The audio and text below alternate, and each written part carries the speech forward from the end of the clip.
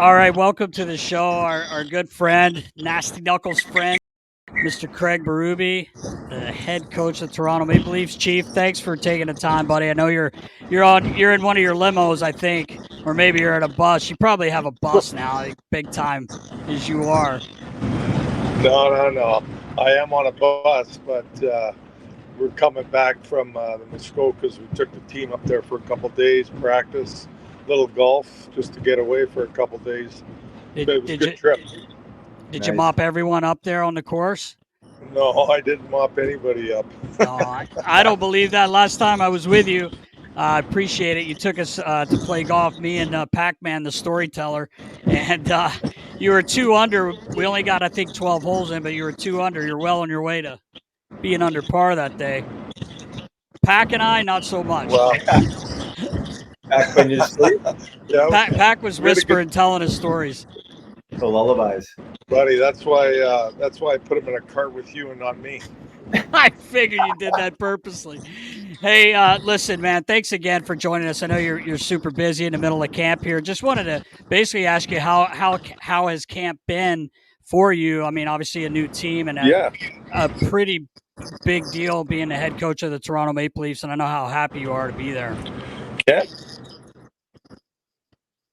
Camp's great. Camp's been great. The group's been great. The players, it's been a hard camp, but they've worked extremely hard, and they're very dialed in right now. So I'm pretty happy the way camp has gone. We got 2 more exhibition games, so we'll get those done and get ready for the regular season. But overall, it's been a real good experience. It's a great organization. Like I said, the players really dialed in and really focused and working hard. That's awesome. I was going to say, you've always had to deal with media, being a player, being a coach for so long. It's a little different animal there in Toronto. We kind of got a chuckle last week, I think, after your second preseason game. I think a young lady just asked, is it time to panic? And me and Riley started dying because I was like, Chief's probably listen here. No, but it's a different animal. Am I correct with the media there? Well, for sure. There's a lot of media, and but it's okay. It's normal. I mean, they've been good, and listen, we haven't played any regular season games yet, right? So right. It's it is what it is. But you gotta answer the questions, and I think more than anything, you just got to be prepared for it and understand that this is what it's part of it. You got to be ready for it, and you got to deal with it. So there's no sense, getting upset or avoiding it. You just got to go deal with it in the best way you can. That's it. Any surprises so far in camp, player-wise or team chemistry-wise, anything like that? Well, I think more than anything, there's a lot of guys fighting for jobs here. We're a pretty deep team. We've got some guys in on PTOs, veteran NHL players, so they're looking to make the team. So I love the competitiveness in all positions. I think we got some real good, compete for jobs, which makes camp more competitive, which has been really good on the back end, in goal, and up front. So, in all 3 positions, there's a lot of guys fighting for jobs. So camp's been good. That's awesome. Chief, I want to ask you about a little bit about Mitch Marner. He gets heavily scrutinized, and I'm not sure it's always fair in the media there. And how have your early interactions been with Mitch? Because he's a hell of a player.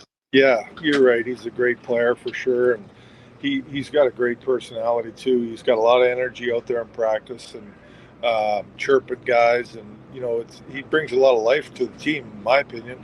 And he's a hell of a player. I mean, his work ethic and in practices is outstanding. His execution, and like I said, I mean, the scrutiny.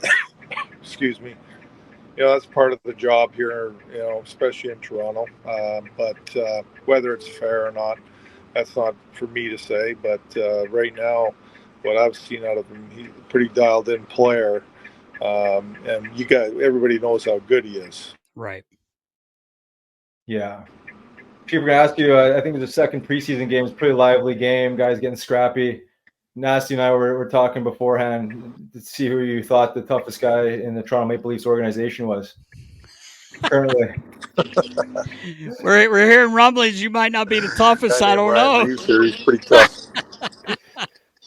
Not anymore. No, we got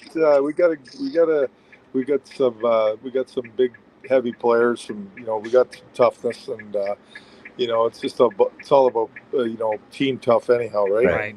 Sticking up for each other, and and that's what I've seen so far, especially in the exhibition games. There's been some things going on, but they're in there, and guys are helping each other out, which is great.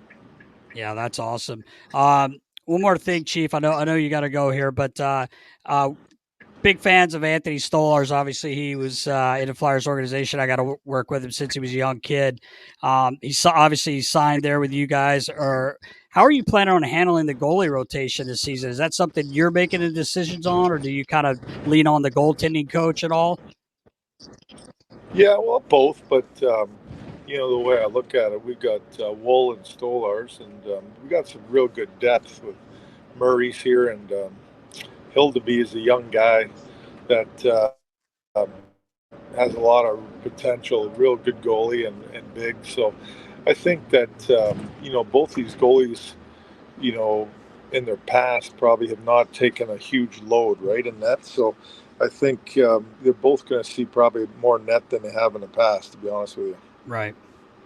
Well, that's awesome, man. Listen, we can't thank you enough for joining us. I know you're busy, and best of luck, man. Hopefully, I'll probably talk to you within the next week. But good luck opening night, man. You got it. Thanks, guys. I appreciate you asking me to come on. It's always great to chat with you guys. And yeah, man. Good luck with everything, and we'll talk soon.